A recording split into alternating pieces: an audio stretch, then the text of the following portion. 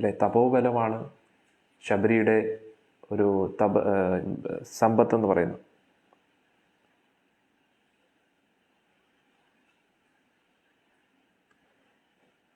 ഈ തപോബലത്താൽ അങ്ങയുടെ പ്രശ്നങ്ങളെല്ലാം പരിഹരിക്കപ്പെടുന്നുണ്ടല്ലോ, എങ്ങനെ ആ ഒരു ഭഗവാനോടുള്ള ഒരു ധ്യാനം അതൊക്കെ എങ്ങനെ പോകുന്നു എന്നൊക്കെ ചോദിക്കുന്നു. കചിത്തേ നിയമാപ്രാപ്ത കചിത്തേ മനസാ സുഖം കചിത്തേ ഗുരു ശുശ്രൂഷ സഫല ചാരു ഭാഷണി. എല്ലാ ദിവസവും ചെയ്യേണ്ട ആ ഒരു കാര്യങ്ങൾ, ആചാരങ്ങളൊക്കെ കറക്റ്റായിട്ട് ചെയ്യാൻ പറ്റുന്നുണ്ടോ? അങ്ങനെ ഓരോ കാര്യങ്ങൾ. രാമേണ താപസി പൃഷ്ട. കാരണം ഓരോ വ്യക്തികളോടും നമ്മൾ അവരുടെ രീതിയിലാണ്. ഇപ്പം രാജാവിൻ്റെ അടുത്ത് പോകുമ്പോൾ രാജകീയ കാര്യങ്ങളൊക്കെ എങ്ങനെ നടക്കുന്നു, അല്ലേ, ഭരണമൊക്കെ എങ്ങനെ നടക്കുന്നു എന്നായിരിക്കണം ചോദിക്കും. കുട്ടികളെ കാണുമ്പോൾ നമ്മൾ പഠിത്തത്തിൻ്റെ കാര്യം ചോദിക്കും. എന്നിട്ട് ശ്രീരാമചന്ദ്രമൂർത്തി ആദ്യമായിട്ട് ശബരിയെ കാണുകയാണ്. എന്നിട്ട് ശബരി അടുത്ത് ചോദിക്കുകയാണ്, തപസ്സൊക്കെ എങ്ങനെ പോകുന്നു, എല്ലാ ദിവസവും ചെയ്യേണ്ട കാര്യങ്ങളൊക്കെ കറക്റ്റായിട്ട് ചെയ്യാൻ പറ്റുന്നുണ്ടോ എന്നൊക്കെയാണ് ശ്രീരാമചന്ദ്രമൂർത്തി ചോദിക്കുന്നത്. രാമേണ താപസി പൃഷ്ട സ സിദ്ധസമ്മത ശശംസ ശബരി വൃദ്ധ രാമായ പ്രതി അവസ്ഥിത.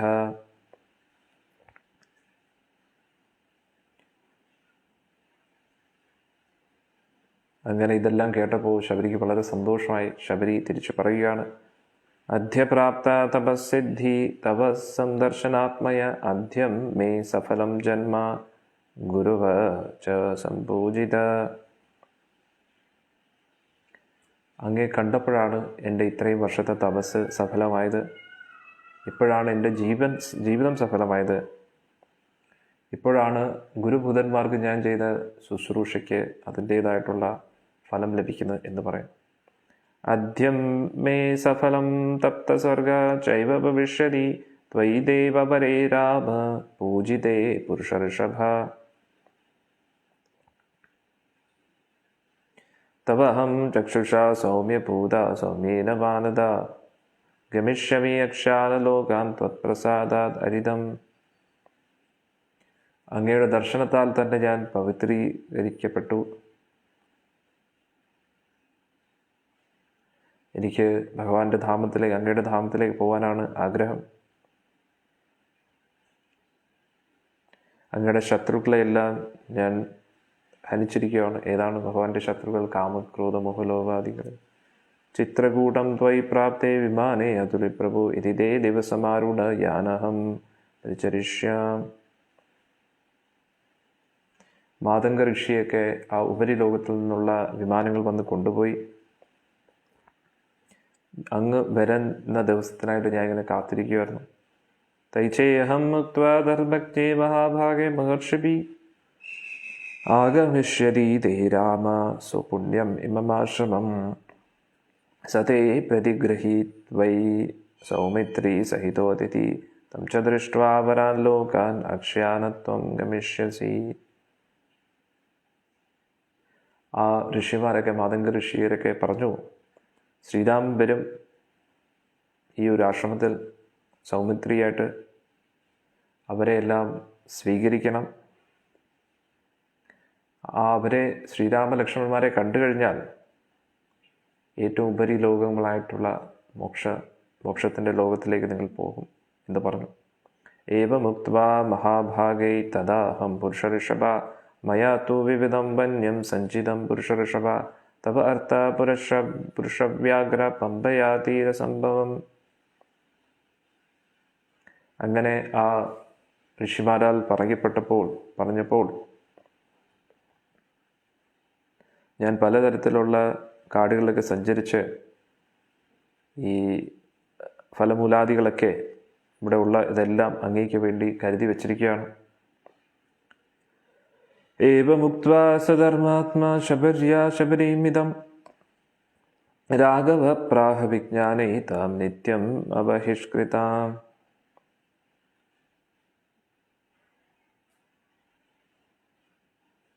ഇങ്ങനെ പറഞ്ഞപ്പോൾ ശ്രീരാമചന്ദ്രമൂർത്തി ഇങ്ങനെ തിരിച്ചു പറയുകയാണ്, ധനോ സകാശാത് തത്വേന പ്രഭാവം തേ മഹാത്മന ശ്രുതം പ്രത്യക്ഷമിച്ഛാമി സന്ദൃഷ്ടും യദി മന്യസേ.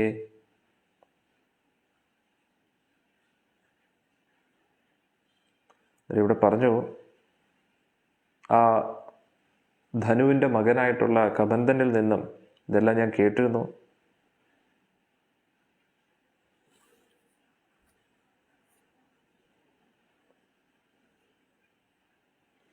ഈ ഒരു ആശ്രമത്തിൻ്റെ മഹത്വവും അതൊക്കെ ആ കബന്ധൻ പറഞ്ഞിരുന്നു. എനിക്കത് നേരിട്ട് കാണാൻ പറ്റുന്നു എന്ന് പറഞ്ഞു. ഏതത്തു വചനം ശ്രുത്വാ രാമഭക്ത്രാദ് വിനിശ്രിതം ശബരി ദർശയാമാസ തോ ഭേതത്വനം മഹത്.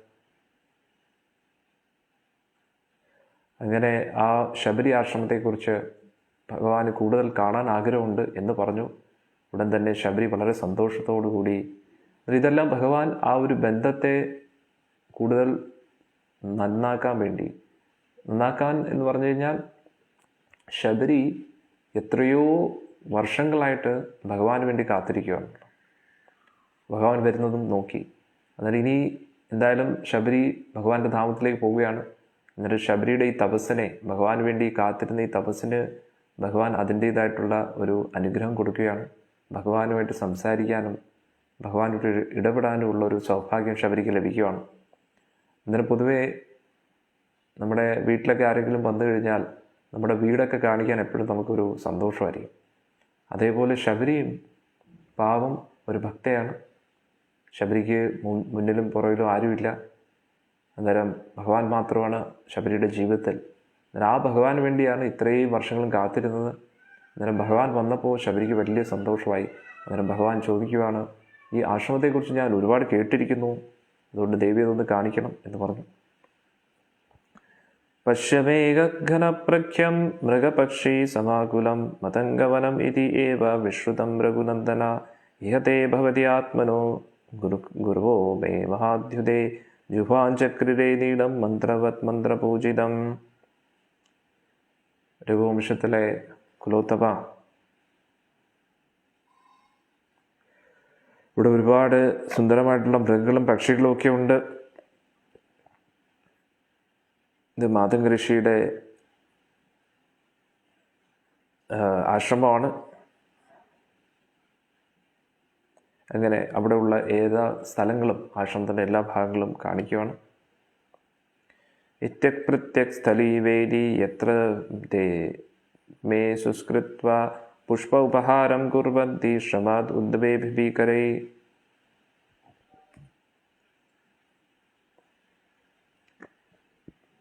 ഇവിടെയായിരുന്നു യജ്ഞം ചെയ്തുകൊണ്ടിരുന്നത്. അങ്ങനെ ആ ആശ്രമത്തിൻ്റെ പല ഭാഗങ്ങളും കാണിച്ചുകൊണ്ടിരിക്കുകയാണ്.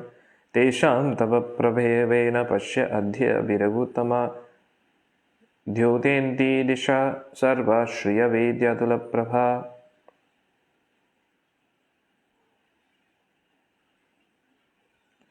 അന്നൊക്കെ ഇവിടെ യജ്ഞം ചെയ്തതായിരുന്നു. ആ യജ്ഞത്തിൻ്റെ ആ ഒരു തേജസ് 10 ദിശകളിലും പ്രസരിപ്പിക്കുമായിരുന്നു. എന്നിട്ട് ഇപ്പോഴും അതിൻ്റെ തേജസ് അനുഭവപ്പെടാൻ പറ്റും ഇപ്പോഴും എന്ന് പറഞ്ഞു.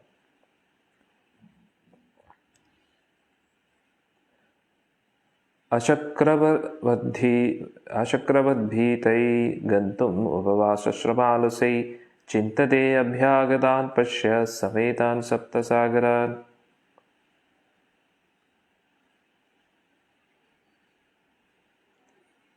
അന്നേരം അവരുടെ ആ തപസ് കാരണം അവർക്ക് സപ്തസമുദ്രങ്ങളിലും പോകാൻ പറ്റത്തില്ലായിരുന്നു.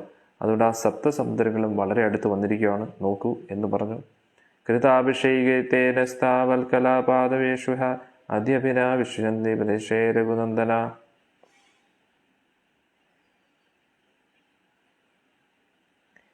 ആ കുളിക്കുന്ന സമയത്ത് അവരുടേതായിട്ടുള്ള വസ്ത്രങ്ങളൊക്കെ അവർ മരത്തിൻ്റെ മുകളിൽ ഇങ്ങനെ ഇടുകയായിരുന്നു. എന്നിട്ട് അവരുടെ സ്പർശനം കൊണ്ട് അതിപ്പോഴും നനഞ്ഞു തന്നെ ഇരിക്കുവാണ് എന്നൊക്കെ പറയുകയാണ്. ദേവകാര്യാണി കുർവദ്ഭീയാനി ഇമാനി കൃതാനി വൈ പുഷ്പേ കുബലേ സാർത്ഥം നാനത്വം നത്തോ യാന്തി വൈ.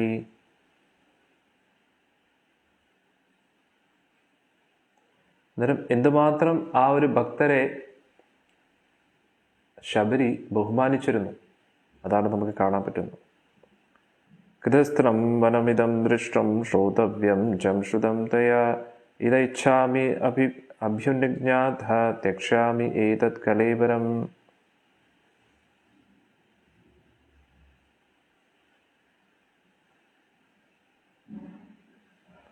അങ്ങനെ ശബരി പല രീതിയിലും ആ കണ്ട കാഴ്ചകളും അനുഭവിച്ച കാര്യങ്ങളും ഒക്കെ ഇങ്ങനെ പറയുകയാണ്.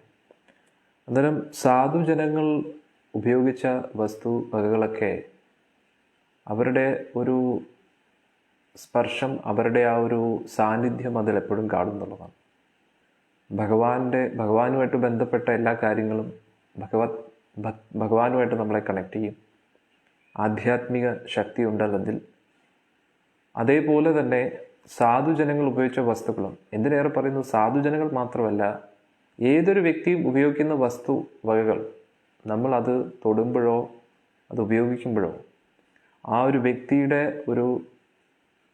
ഒരു ശക്തി എന്ന് പറയാൻ പറ്റില്ല, ഒരു എനർജി അതിനകത്തുണ്ടെന്നുള്ളതാണ്. അന്നേരം താഴ്ന്ന ബോധത്തിലുള്ള വ്യക്തിയാണെങ്കിൽ അവരുടെ താഴ്ന്ന ശക്തിയായിരിക്കും നമ്മൾ അനുഭവിക്കുന്നത്. ഈ ഓറ എന്നൊക്കെ പറയുന്ന പോലെ അവരുടെ ആ ഒരു നെഗറ്റീവ് എനർജി ആയിരിക്കും നമ്മളെ സ്പർശിക്കുന്നത്. പക്ഷെ അതേ സമയത്ത്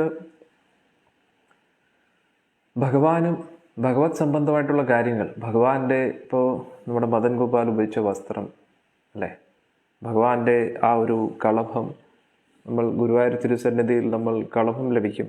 കളഭത്തിൻ്റെ മഹത്വം എന്തുകൊണ്ടാണ്? നമുക്ക് ആ ഭഗവാന്റെ ശ്രീവിഗ്രഹത്തിൽ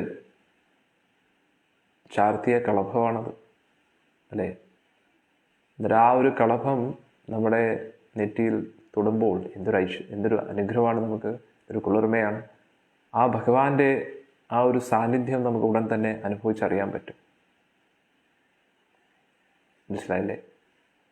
എന്നിട്ട് ഭഗവാന്റെ ആ ഒരു ദ്രവ്യം അതിൻ്റെ ആ ഒരു സുഗന്ധം നമ്മൾ ആസ്വദിക്കുമ്പോൾ നമുക്ക് ഒരുപാട് ആനന്ദം ലഭിക്കും. അതാണ് നമ്മൾ മനസ്സിലാക്കേണ്ടത്. അന്നേരം ഭഗവത് സംബന്ധമായിട്ടുള്ള എല്ലാ കാര്യങ്ങളും, അതേപോലെ ഭഗവത് ഭക്തരുടെ എല്ലാ കാര്യങ്ങളും, അതൊക്കെ നമ്മൾ സ്പർശിക്കുമ്പോൾ, അതിൻ്റെ ആ ഒരു സുഗന്ധമൊക്കെ നമ്മൾ ആസ്വദിക്കുമ്പോൾ നമുക്ക് തീർച്ചയായിട്ടും ആ ഒരു ഈ അതീന്ദ്രിയ ഒരു അനുഭൂതി നമുക്ക് ലഭിക്കും എന്നുള്ളതാണ്. അതേപോലെയാണ് ഭക്തജനങ്ങൾ ഉപയോഗിച്ച വസ്തുവകളൊക്കെ. ആ ഒരു വ്യക്തിയായിട്ട് നമ്മളെ കണക്ട് ചെയ്യും. അതേപോലെയാണ് ശബരി ഇവിടെ ഈ കാര്യങ്ങളൊക്കെ പറയും. തേഷാവിച്ഛാമ്യഹം ഗന്തും ധർമ്മിഷ്ടം തൂപചശ്രുത്വാ രാഘവ സഹ ലക്ഷ്മണ പ്രഹർസം ആതുലം ലേബേ ആശ്ചര്യം ഇതം ച അബ്രവീത്. ഇതെല്ലാം കേട്ട് കഴിഞ്ഞപ്പോൾ ശബരി ഇതെല്ലാം കേട്ടിട്ട് ശ്രീരാമചന്ദ്രമൂർത്തി പറയണം, വളരെ നന്നായിട്ടുണ്ട്, വളരെ അത്ഭുതകരമായിട്ടുണ്ട്. പ്രത്യേകിച്ച് അത്ഭുതകരമായിട്ടൊന്നും ഇല്ല ഇതിൽ, എങ്കിലും ശബരിയെ സന്തോഷിപ്പിക്കാൻ വേണ്ടി ഭഗവാൻ പറയുകയാണ്. രാമായണത്തിൻ്റെ ആ ഒരു പോക്ക് നമ്മൾ നോക്കുകയാണെങ്കിൽ ഭഗവാൻ ഇരുന്നു, ഭഗവാൻ കഴിച്ചു, ഭഗവാൻ കുടിച്ചു, ഭഗവാൻ ഇത് ചെയ്തു അത് ചെയ്തു, ഭഗവാൻ രാക്ഷസന്മാരെ കൊന്നു. അന്നേരം ഒരു സാധാരണ വ്യക്തിയെ വെച്ച് നോക്കുകയാണെങ്കിൽ ഇതിനകത്ത് എന്തോന്ന് ഇത്ര അതീന്ദ്രിയത്വം അല്ലേ, ഇതിനകത്ത് എന്താണ് ആധ്യാത്മിക തത്വം? അതിന് ഉള്ളിൽ തത്വങ്ങൾ കിടപ്പുണ്ട്, അതൊക്കെ ഓക്കെ. പക്ഷെ ആ തത്വങ്ങൾ മനസ്സിലാക്കിയാലും ഇല്ലെങ്കിലും രാമൻ ഇത് ചെയ്തു, രാമൻ അത് ചെയ്തു എന്ന് പറയുമ്പോഴും ആ രാമനുമായിട്ട് നമ്മൾ കണക്റ്റഡാണ്. അതാണ് നമ്മൾ മനസ്സിലാക്കേണ്ടത്. കാരണം ഇത് ഭഗവാനുമായിട്ട് ബന്ധപ്പെട്ടതാണ്. ഇപ്പം നമ്മൾ ന്യൂസിലും പത്രവും ന്യൂസ് അതൊക്കെ കേൾക്കുമ്പോൾ അതിൽ ഓരോ നടന്മാർ ഇത് ചെയ്തു, നടന്മാർ ഇവിടെ സന്ദർശിച്ചു, നടന്മാർ ഈ ഒരു വെക്കേഷൻ ഇങ്ങോട്ട് പോകുന്നു, നടൻ്റെ പുതിയ സിനിമ ഇതാണ്, നടൻ ദാ ഇത് ചെയ്യുന്നു, നടൻ പുതിയ വേഷം ഇടുന്നു, അതൊക്കെ നമ്മൾ കേൾക്കാറില്ലേ? അതൊക്കെ വളരെ എക്സൈറ്റ്മെൻറ്റോടുകൂടി നമ്മൾ കേൾക്കാറുണ്ട്. പക്ഷെ അത് കേട്ടതുകൊണ്ട് നമുക്ക് എന്തെങ്കിലും പ്രയോജനമുണ്ടോ? ഒരു പ്രയോജനം. അവർക്ക് എന്തെങ്കിലും പ്രയോജനമുണ്ടോ? ഒന്നുമില്ല. പക്ഷെ അതേപോലെയാണ് ഇത് എങ്കിലും പക്ഷെ ഇതിന് ഒരുപാട് സത്യമുണ്ട്.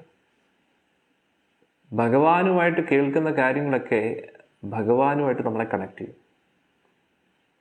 അങ്ങനെ നമ്മുടെ ബോധം ഭഗവാനുമായിട്ട് കണക്ട് ചെയ്യപ്പെടുമ്പോൾ നമ്മുടെ ബോധം പരിശുദ്ധമാകുന്നു. നമ്മൾ താഴ്ന്ന ബോധത്തിലാണ് ഇരിക്കുന്നത്.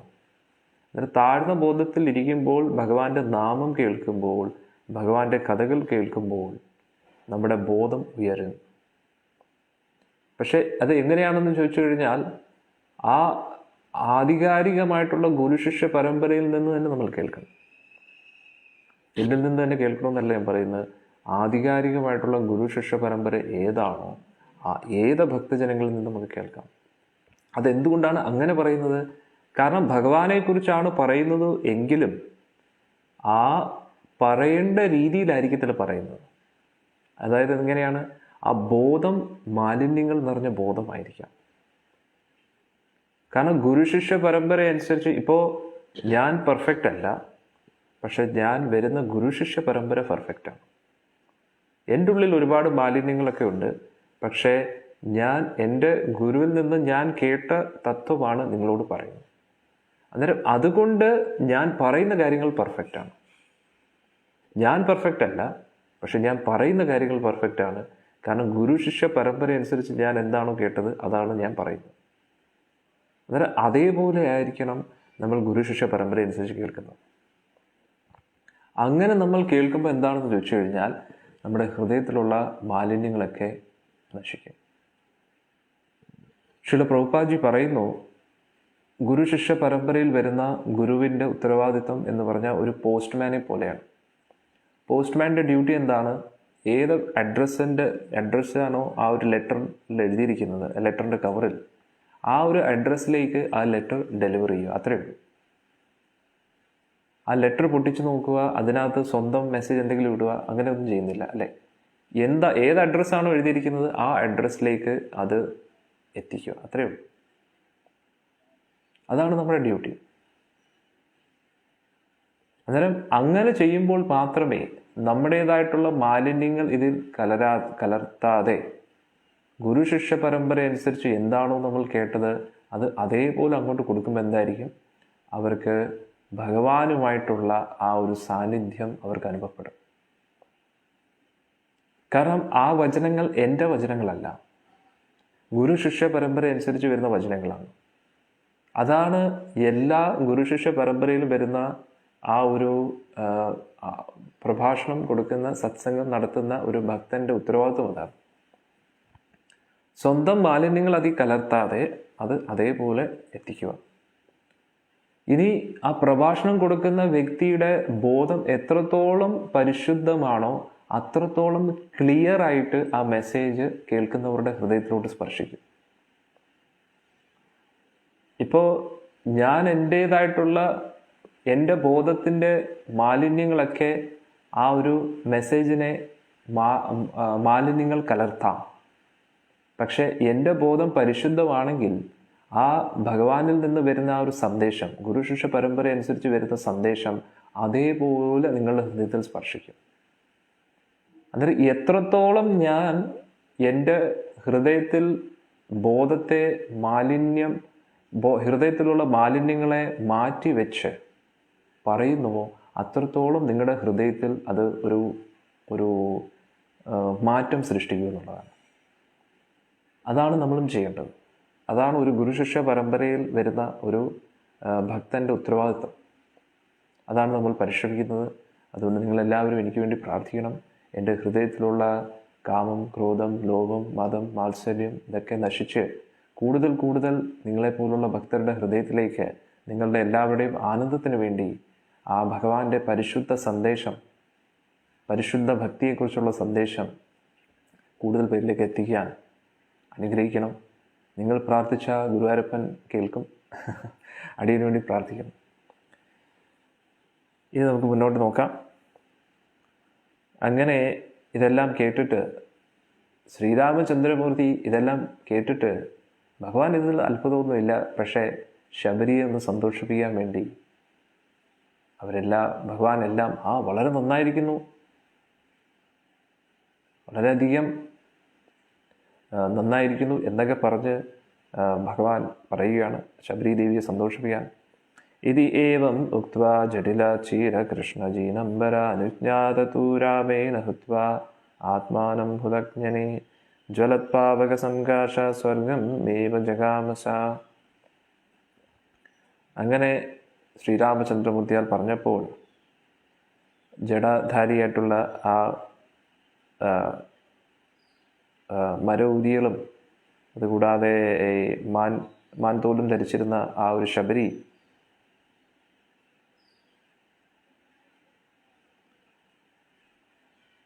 ഉടൻ തന്നെ ആ ഒരു സ്വന്തം ശരീരത്തെ അഗ്നിയിലേക്ക് ഹോമിപ്പിക്കുകയാണ്. എന്നിട്ട് ഉടൻ തന്നെ നേരെ ആ ഒരു ഉപരിലോകത്തിലേക്ക് പോവുകയാണ്.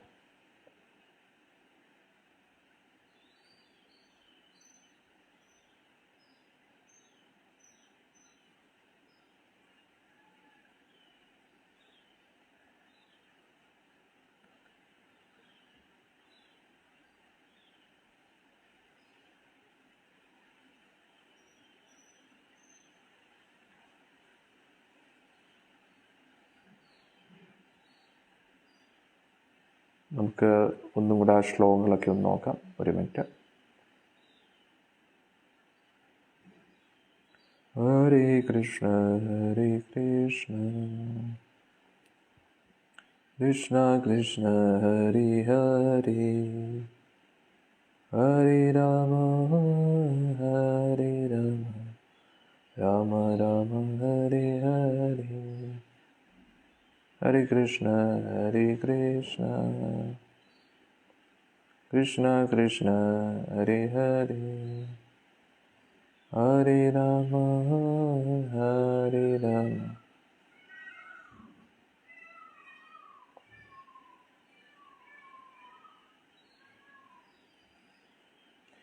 ശ്രീരാമചന്ദ്രമൂർത്തി അവിടെ പറയുകയാണ് 31ാമത്തെ ശ്ലോകം. താമുവാച തതോ രാമ ശബരി സംശ്രിത വ്രതാം അർച്ചിതോഹം ത്വയാ ഭദ്രേ ഗച്ഛ കാമം യഥാ സുഖം. അന്നേരം ആ ഗുരുവിലുള്ള ആ ഒരു അചഞ്ചലമായിട്ടുള്ള വിശ്വാസം അതൊക്കെ ശ്രീരാമചന്ദ്രമൂർത്തി കണ്ടിട്ട് നീ ആഗ്രഹിച്ച ലോകങ്ങളിലേക്ക് അങ്ങ് പോകട്ടെ എന്ന് പറഞ്ഞ് അനുഗ്രഹിക്കുകയാണ്. ഇരിയേവമുക്ത്വാ ജടുലചീരകൃഷ്ണജിനംബര അനുജ്ഞാതതുരാമേണ ഹുത്വാത്മാനം ഹുത അർച്ചനേ യദ്ഭാവക സംഘാഷ സ്വർഗം ഏവ ജഗാമസ. അങ്ങനെ ആ ഒരു അഗ്നിയിലേക്ക് ശബരി പ്രവേശിക്കുകയും അങ്ങനെ ഈ ലോകത്തിൽ നിന്ന് പോകാനുള്ള ഒരു ദിവ്യാഭരണ സംയുക്ത ദിവ്യമാല മാല്യ അനുലേപന ദിവ്യ അംബരധര തത്ര ബഹുവ പ്രിയദർശന വിരാജയന്തി തം ദേശം വിദ്യുത് സൗദാമിനി യഥ. വളരെ സുന്ദരിയായിട്ടുള്ള ഒരു യുവതിയുടെ ശരീരത്തിലേക്ക് മാറി എല്ലാ ആഭരണങ്ങളാ അലങ്കൃതമായിരുന്നു ആ ഒരു യുവതിയുടെ ശരീരം. യത്ര തേ സുഹൃതാത്മനോ വിഹരന്തി മഹർഷിയ തത്പുണ്യം ശബരീസ്ഥാനം ജഗാമാത്മസമാധിന. ഒരു മഹായോഗിനിയായിരുന്നു ആ ഒരു ശബരി.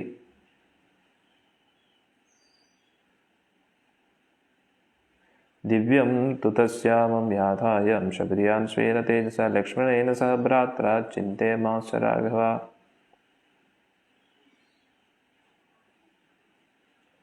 അങ്ങനെ ആ ഒരു ശബരി ഉപരി ലോകങ്ങളിലേക്ക് പോയപ്പോൾ ശ്രീരാമചന്ദ്രമൂർത്തി അവരെക്കുറിച്ച് സ്മരിക്കാൻ തുടങ്ങി. ആ പ്രഭു തുറന്നോളൂ പ്രഭു. ഒരു മിനിറ്റ്. ഇല്ല ബ്രോ, തുറന്നെടുക്കും. ഭക്തരെല്ലാം ബ്രോവിനെ കുറിച്ച് ചോദിക്കുക. സുധാമ എത്തില്ലേ? സുധാമൃത്തി. അന്നേരം ഞാനിങ്ങനെ അത്ഭുതപ്പെട്ടുകൊണ്ടിരിക്കുകയാണ്. കാരണം വാൽമീകി രാമായണത്തിൽ ശബരി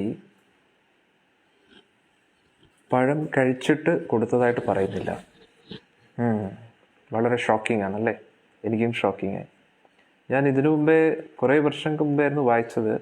ഇപ്പോൾ അതിനുശേഷം ഇപ്പോഴാണ് അന്നേരം ഞാൻ നോക്കേണ്ടിയിരിക്കുന്നു. അന്നേരം മിക്കവാറും ഇത് നമ്മുടെ രാമചരിത മാനസത്തിലായിരിക്കും അത് വന്നിരിക്കുന്നത്.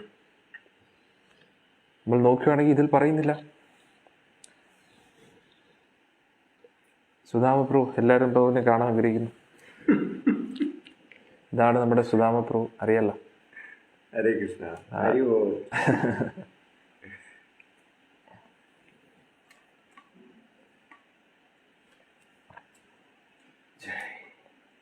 അന്നേരം പൊതുവേ നമ്മൾ അതിനെക്കുറിച്ച് പാട്ടുകളുമൊക്കെ ഉണ്ട് അല്ലേ? കോൻ കഹത്ത് കോൻ കഹത്ത് കോൻ കഹത്താ ഹെ ഭഗവാൻ ഖാത്തെ നഹീ ബേർ ശബരി കെ ജൈസെ ഖിലാത്തെ നഹീ എന്നും പറയുന്നുണ്ട്. നമ്മളതൊക്കെ പാടുന്നുണ്ട്.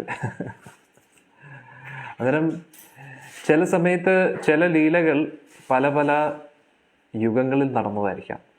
അത് പൂർണ്ണമായിട്ട് നമുക്ക് മാറ്റിവെക്കാൻ പറ്റത്തില്ല. പക്ഷേ അങ്ങോട്ടും ഇങ്ങോട്ടും ചില യുഗങ്ങളിൽ, കാരണം രാമായണം പല പ്രാവശ്യം നടക്കുന്നുണ്ട്. പക്ഷെ വാൽമീകി ഋഷിയുടെ ഈ ഒരു രാമായണത്തിൽ അതിനെക്കുറിച്ച് പറയുന്നില്ല.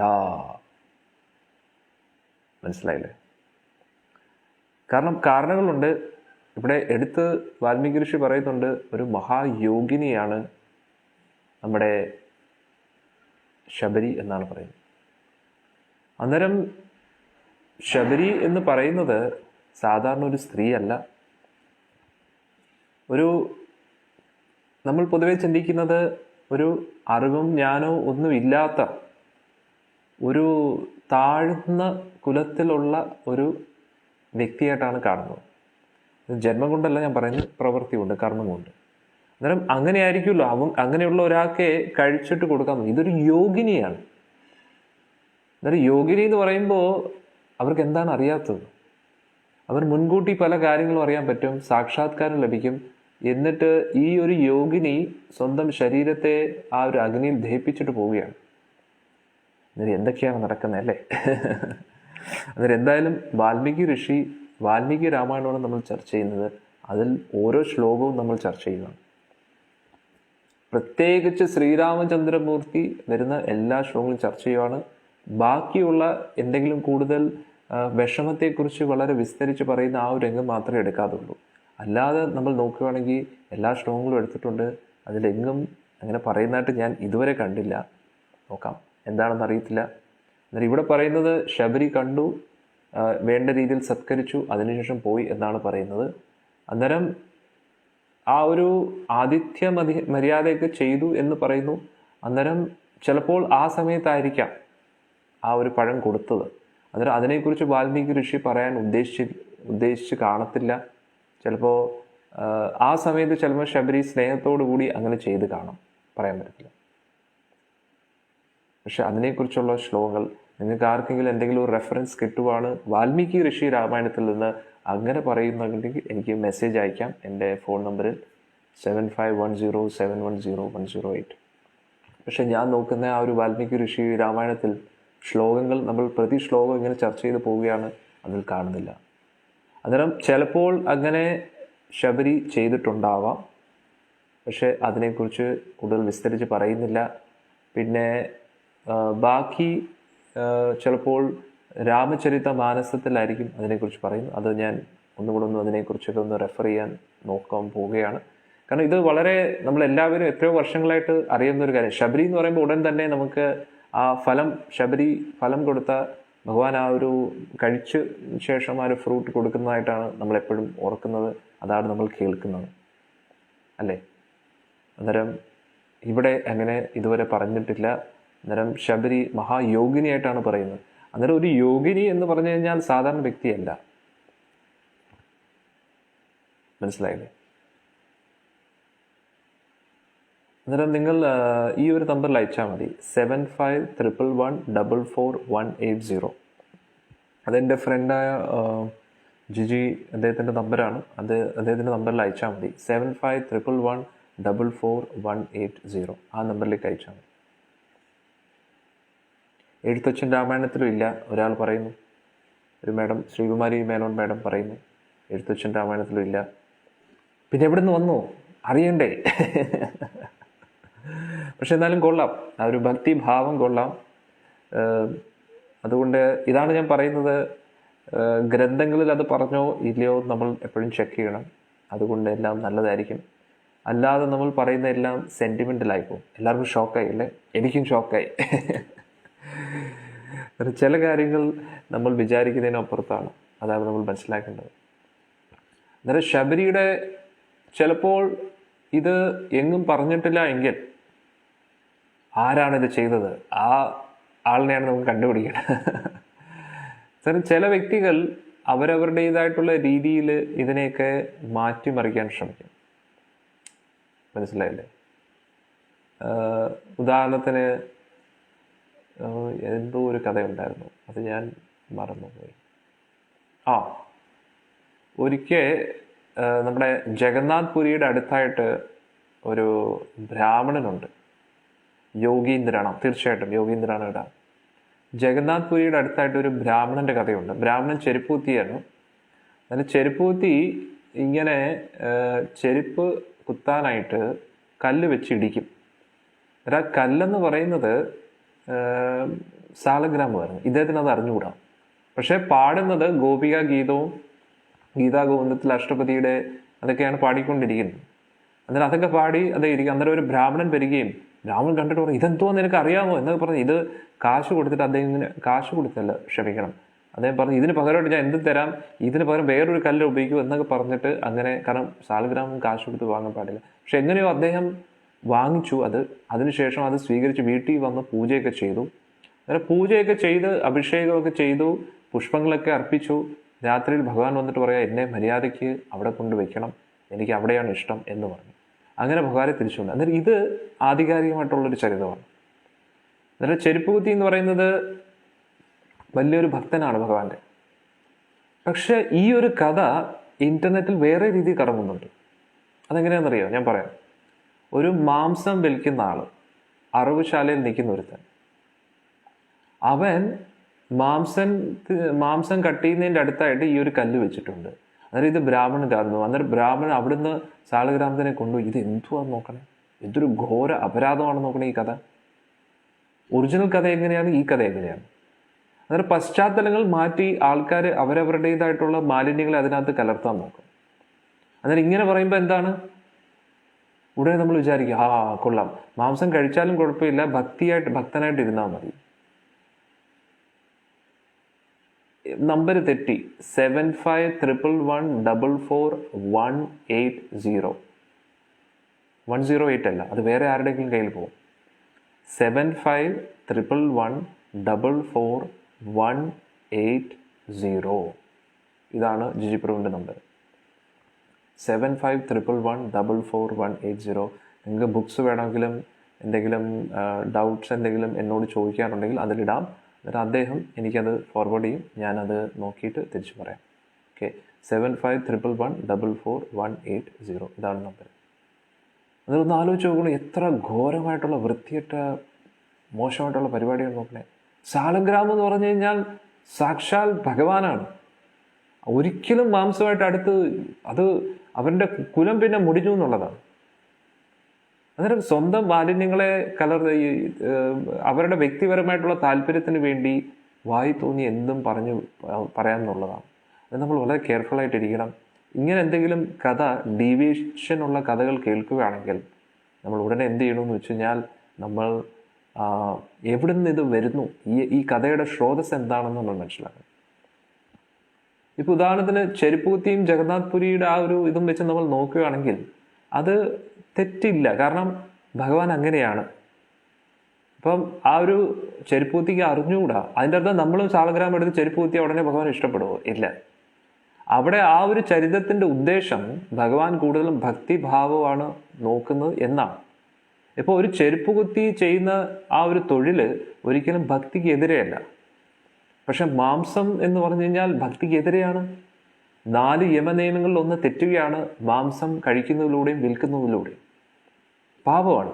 ചെരുപ്പ് കുത്തുന്ന ഒരു പാപമല്ല. അന്നേരം ഭക്തി കറക്റ്റാണ്.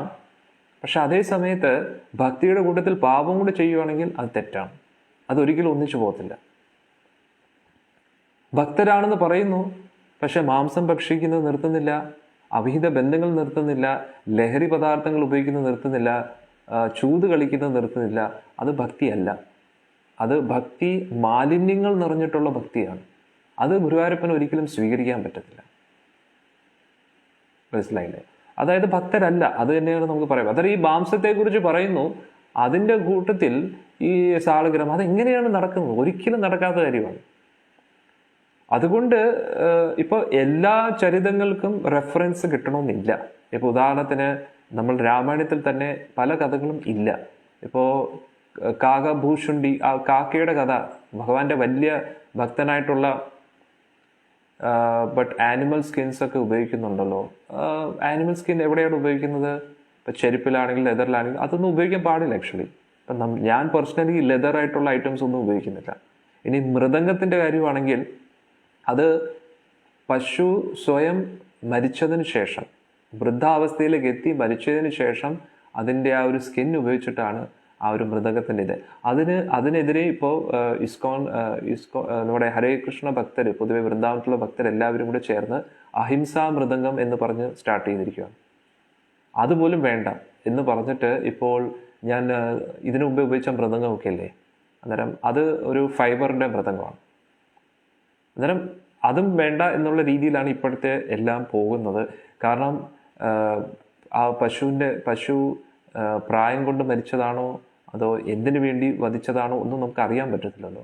അതുകൊണ്ട് ഞാനും പേഴ്സണലി ഉപയോഗിക്കുന്ന മൃദംഗമാണെങ്കിലും അതൊക്കെ കൂടുതലും അങ്ങനെ ഫൈബർ, ആ ഒരു അഹിംസാ മൃദംഗമാക്കി ഞാൻ ഇനി മാറ്റാൻ പോവുകയാണ്. അതുകൊണ്ട് പേഴ്സണലി നമ്മൾ മൃഗത്തിൻ്റെ ഒന്നും ഉപയോഗിക്കുന്നില്ല. ഞാൻ ഉപയോഗിക്കുന്ന ചെരുപ്പ് ലെതറിൻ്റെ ഇല്ല, നമ്മൾ ഭക്തരാരും ലെതറിൻ്റേതായിട്ടുള്ള ഐറ്റംസ് മാക്സിമം ഉപയോഗിക്കാതിരിക്കും. മാക്സിമം എല്ലാം ഉപയോഗിക്കത്തേ ഇല്ല. കാരണം അതെല്ലാം പശുക്കളുടെ തോലും അതൊക്കെ വെച്ച് ഉപയോഗിക്കുന്നതാണ്. അതുകൊണ്ട് നമ്മൾ കുറച്ച് കെയർഫുൾ ആയിട്ടിരിക്കണം, വളരെ ഇമ്പോർട്ടൻ്റ് ആണ്. അന്നേരം നമ്മൾ ഇപ്പോൾ ശ്രീരാമചന്ദ്രമൂർത്തി എന്തൊക്കെ ചെയ്തു, ഇപ്പോൾ കൈലാസത്തിൽ ചർച്ച ചെയ്യുന്ന രാമായണം എന്ന് പറഞ്ഞു കഴിഞ്ഞാൽ 1 കോടി ശ്ലോകങ്ങളാണ് ഉള്ളത്. അന്നേരം നമ്മൾ ഇവിടെ ചർച്ച ചെയ്യുന്നത് അത്രയും ശ്ലോകങ്ങളില്ല അല്ലേ. അന്നേരം ഭഗവാൻ ഒരു ദിവസത്തിൽ തന്നെ എന്തൊക്കെ ചെയ്തു എന്ന് പറയുമ്പോൾ അത് തന്നെ ഒരുപാട് കാര്യങ്ങളുണ്ട്. അതെല്ലാം അതിൽ വരണമെന്നില്ല.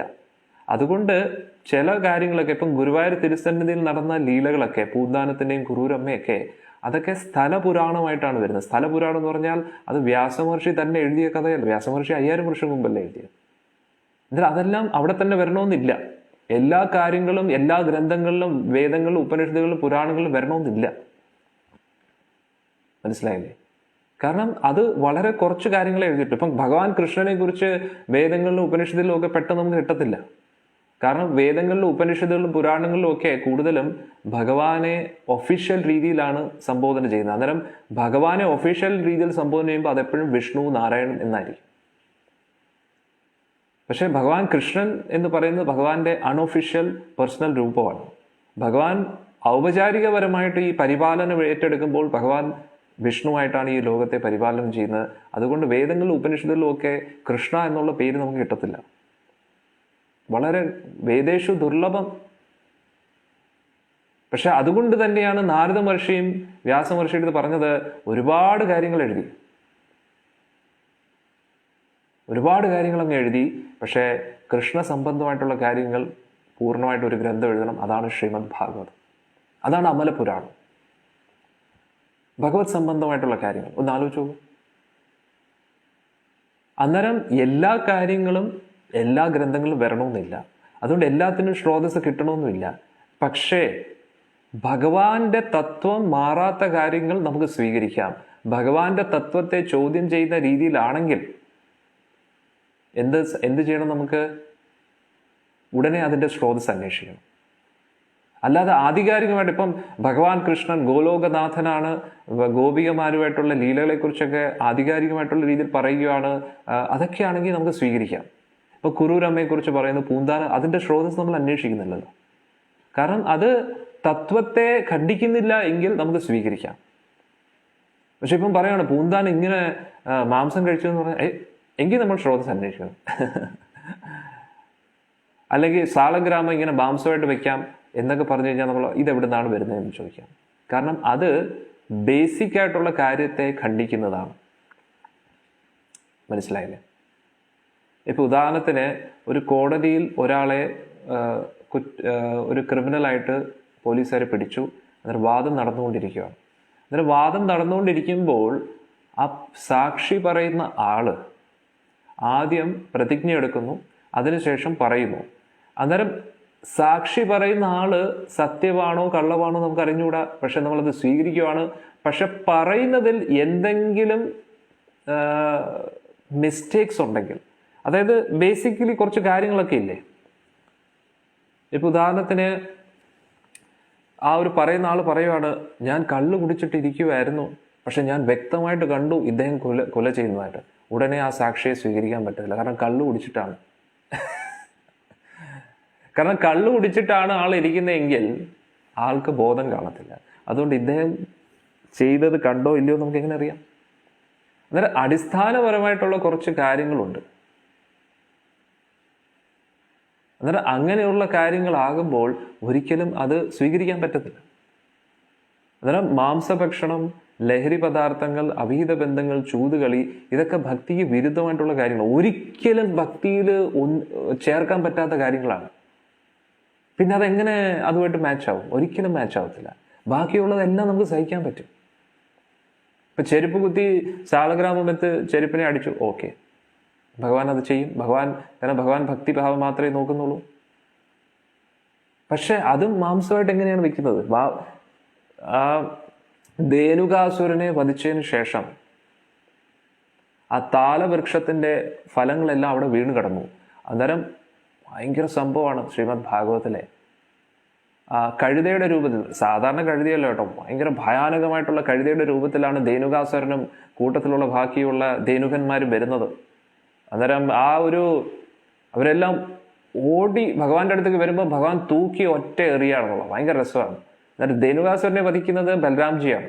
ബാക്കിയുള്ള അസുരന്മാര് അവരെല്ലാം കഴുതയുടെ രൂപത്തിലാണ് വന്നത്. അവരെല്ലാം തൂക്കി എറിയുകയാണ്. അവരെല്ലാം സാളവൃക്ഷത്തിന്റെ മുകളിൽ പോയി പതിക്കും എന്നുള്ളതാണ്. അങ്ങനെ സാളവൃക്ഷം വീഴുകയും ഒരുപാട് പുഷ്പങ്ങൾ, സാളമല്ല, താലമരം, അന്നേരം താലവൃക്ഷത്തിന്റെ പഴങ്ങൾ, അവിടെ എല്ലാ മധുരമായിട്ടുള്ള പഴങ്ങളൊക്കെ താഴെ വീണ് കിടക്കുകയാണ് താൽവനത്തിൽ. അന്നേരം വധത്തിന് ശേഷം ആ ഫലങ്ങളൊക്കെ എല്ലാവരും എടുക്കാൻ നോക്കിയപ്പോൾ ഭഗവാൻ കൃഷ്ണൻ വേണ്ടെന്ന് പറയും. കാരണം ആ ഫലങ്ങളിലെല്ലാം രക്തം പുരണ്ടു എന്നുള്ളതാണ്. ഒന്ന് ആലോചിച്ച് നോക്കണേ. കൂട്ടുകാരെല്ലാവരും വളരെ സന്തോഷത്തോടുകൂടി ഈ പഴങ്ങൾ കഴിക്കാൻ വേണ്ടിയാണ് അവിടെ എത്തിയത്. അതിനെ തടഞ്ഞതുകൊണ്ടാണ് ധേനുകാസുരനെ വധിച്ചത്. പക്ഷെ ഇതെല്ലാം കഴിഞ്ഞതിന് ശേഷവും കൂട്ടുകാരത് എടുക്കാൻ നോക്കിയപ്പോൾ ഭഗവാൻ വേണ്ട എന്ന് പറഞ്ഞു. കാരണം ഭഗവാന് രക്തം പുരണ്ട ഒരു കാര്യവും താല്പര്യമില്ല. എന്നാലോചിച്ച് നോക്കൂ. അങ്ങനെയുള്ള ഭഗവാൻ സാളഗ്രാമം എങ്ങനെയാണ്, സാളഗ്രാമം എന്ന് പറയുന്നത് സാക്ഷാൽ ഭഗവാനാണ്, അതെങ്ങനെയാണ് രക്തത്തിൻ്റെ അടുത്ത് വരുന്നത്? ഒന്ന് ആലോചിച്ചു. എന്നിട്ട് ഇതൊക്കെ നമ്മളൊന്ന് ആലോചിക്കണം. അതുകൊണ്ട് കേട്ട കാര്യങ്ങൾ അതേപടി സ്വീകരിക്കാതെ അതിൻ്റെ സ്രോതസ് നമ്മളൊന്ന് അന്വേഷിക്കണം.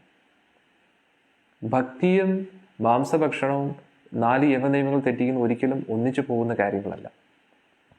ഭക്തി എന്ന് പറഞ്ഞു കഴിഞ്ഞാൽ അതിൻ്റെ പരിശുദ്ധിയുണ്ട്, അതിൻ്റേതായിട്ടുള്ള ആ ഒരു പവിത്രതയുണ്ട്. അത് കളയാതെ സൂക്ഷിക്കുന്നത് വളരെ അത്യാവശ്യമാണ്. കാരണം ഭഗവാൻ പ്രത്യേകിച്ചും ധർമ്മത്തെ ഒരുപാട് നോക്കും എന്നാണ് നമ്മൾ മനസ്സിലാക്കേണ്ടത്. എന്നാൽ ഇപ്പോൾ ശബരി കഴിച്ചിട്ട് കൊടുത്തു എന്ന് പറഞ്ഞാൽ നമുക്കാർക്കും അത്ര ഇഷ്ടമല്ല. കാരണം ഒരിക്കലും നമ്മൾ ഒരു ഭക്തരും ഒരിക്കലും ചെയ്യത്തില്ല. അത് എത്ര അറിവില്ലായ്മയോട് കൂടിയാണെങ്കിലും ഒരിക്കലും അതങ്ങനെ ചെയ്യത്തില്ല. പക്ഷേ ശബരി ചെയ്താൽ തെറ്റില്ല എന്നും നമുക്ക് പറയാം.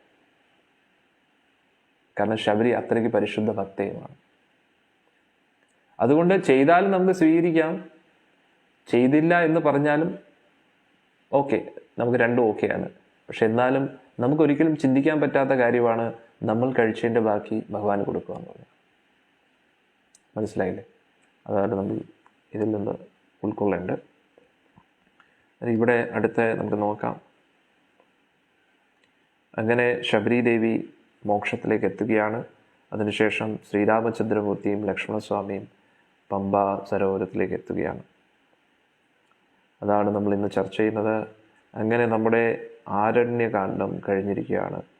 ഇനി നമുക്കെല്ലാവർക്കും കിഷ്കിന്ധ കാണ്ഡത്തിലേക്ക് പ്രവേശിക്കുകയാണ്. നമ്മുടെ രണ്ടാമത്തെ നായകൻ എന്ന് പറയാൻ പറ്റത്തില്ല. രാമായണത്തിൽ ഒരുപാട് നായകനും നായികമാരും ഉണ്ട് അല്ലേ? ശ്രീരാമചന്ദ്രമൂർത്തി അൾട്ടിമേറ്റ് ഹീറോ, രണ്ടാമത്തെ ഹീറോ നമ്മുടെ ലക്ഷ്മണസ്വാമി, നായിക സീതാദേവി, ഭരതസ്വാമി, ശത്രുഘ്നസ്വാമി, എല്ലാവരും നായകനാണ്. എന്നാലും പ്രധാന കഥാപാത്രം ശ്രീരാമനാണ്. ഇനി നമ്മളെല്ലാവരും ആകാംക്ഷയോടുകൂടി കാത്തിരുന്ന ആ നായകൻ പ്രവേശിക്കുകയാണ്. ബജ്രംഗ് ബലി ഹനുമാൻ സ്വാമി.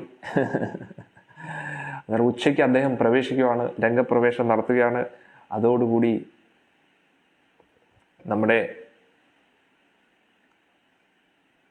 തീർച്ചയായിട്ടും ശബരി, അത് ഞാൻ പറഞ്ഞില്ലേ, ശബരി അത് അങ്ങനെ കൊടുത്തു എന്നത് സത്യമാണെങ്കിലും തെറ്റില്ല. കാരണം ശബരിയുടെ ഹൃദയത്തിൽ മാലിന്യമില്ല. ശബരി കഴിക്കാൻ വേണ്ടിയല്ലല്ലോ അത് ചെയ്തത്. അങ്ങനെ ചെയ്തു എങ്കിലും അന്നേരം അങ്ങനെ നോക്കുമ്പോഴും അത് തത്വത്തെ മാറ്റുന്നില്ല. അന്നേരം അടിസ്ഥാനപരമായിട്ടുള്ള തത്വത്തെ ഖണ്ഡിക്കാത്ത എന്തും നമുക്ക് സ്വീകരിക്കാം. അതിന് സ്രോതസ് ഉണ്ടെങ്കിലും ഇല്ലെങ്കിലും ആ ഭക്തിഭാവത്തെ നമുക്ക് സ്വീകരിക്കാം. അത് തെറ്റൊന്നുമില്ല. നമ്മുടെ ഭക്തിയെ പുഷ്ടിപ്പെടുത്തുന്ന എന്തിനേയും നമുക്ക് സ്വീകരിക്കാം. മനസ്സിലായില്ലേ? അതുകൊണ്ട് അതൊന്നും തെറ്റില്ല. അതുകൊണ്ട് ഉച്ചയ്ക്ക് 2 മണിക്ക് നമ്മുടെ എല്ലാം പ്രിയങ്കരനായിട്ടുള്ള നായകൻ ഹനുമാൻ സ്വാമി പ്രവേശിക്കുകയാണ്. അന്നേരം ഇന്ന് നമുക്ക് ഉച്ചകളുടെ സത്സംഗത്തിൽ കാണാം. അതിനു മുമ്പായിട്ട് നമുക്ക് യോഗീന്ദ്രാണം കേൾക്കാം. അതുകൂടാതെ ഹനുമാൻ ചാലിസയും കേൾക്കാം. നമ്മൾ ആകാംക്ഷയോടുകൂടി ആ നായകന്റെ പ്രവേശത്തിന് വേണ്ടി കാത്തിരിക്കാം.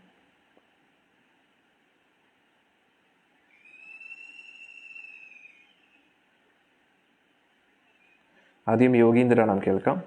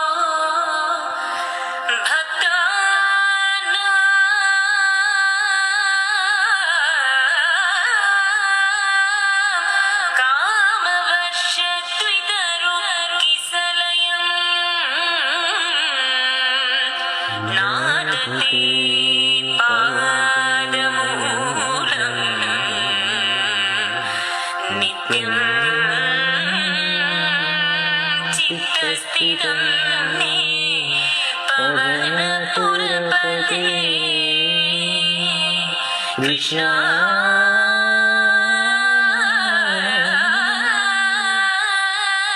Karunya Sindhu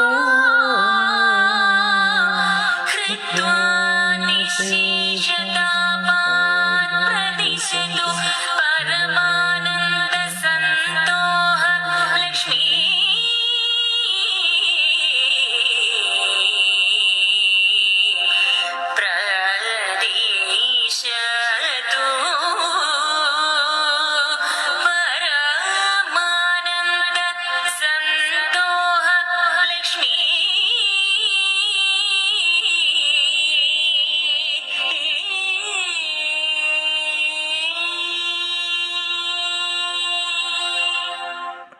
കൊള്ളാല്ലേ?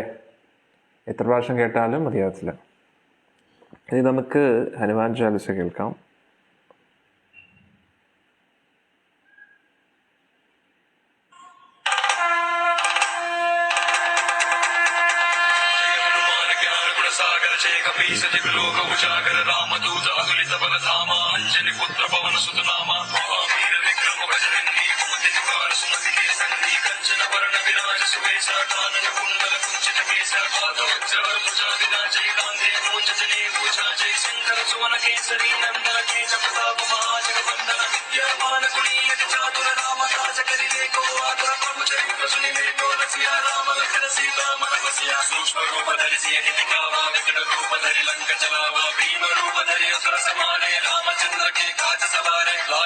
जीवन लखन जियाए श्री रघुवीर हर विवर लाए रघुपति कीन्ही बहुत बड़ाई कहा भरत सम तुम प्रिय भाई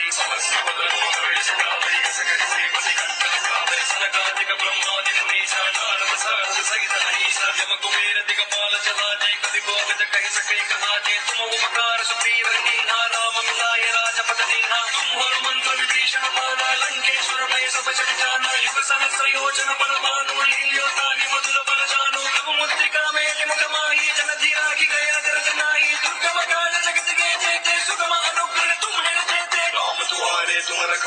होत न आज्ञा बिनु परिठारे सब सुख रहे तुम्हारी शरणा तुम रक्षक काहू को डरना आपन तेज समारो आपै तीनों लोक हाथ देखा पै भूत पिशाच निकट नहीं आवे महावीर जब नाम सुनावे औसै रोग हरै सब पीड़ा जपत निरंतर हनुमंत संकट से हनुमान छुड़ावे मरक्कत वचन ध्यान जोड़ावे सब पर राम राय सिर ताजा जिनके काज सकल तुम साजा और मनोरथ जो लावे ता स्वामित जीवन फल पावे चारों युग प्रताप तुम्हारा है पर सिद्धि जगत उजियारा साधु संत के तुम रखवारे असुर निकंदन राम दुलारे अष्ट सिद्धि नव निधि के दाता असवर दीन जानकी माता राम रसायन तुम्हारे पासा सादर तुम रघुपति के दासा तुम्हारे भजन राम को पावे जन्म जन्म के दुख सतावे अंत काल रघुपति पुर जाए जहाँ जन्म हरि भक्त कहाई और देवता चित्तन धरई हनुमत से ही सर्व सुख करई संकट हटई मिटई सब पीरा जो सुमिरई हनुमत बलवीरा जय जय जय हनुमान गोसाई कृपा करो गुरुदेव की नाई तुलसी गवार पाल कर जोई छूट ही बंदी महासुख होई जोई हवन हनुमान चालीसा होई सिद्धि साखी गौरी सा तुलसीदास सदा हरि चेला की जय माधव हृदय महादेवा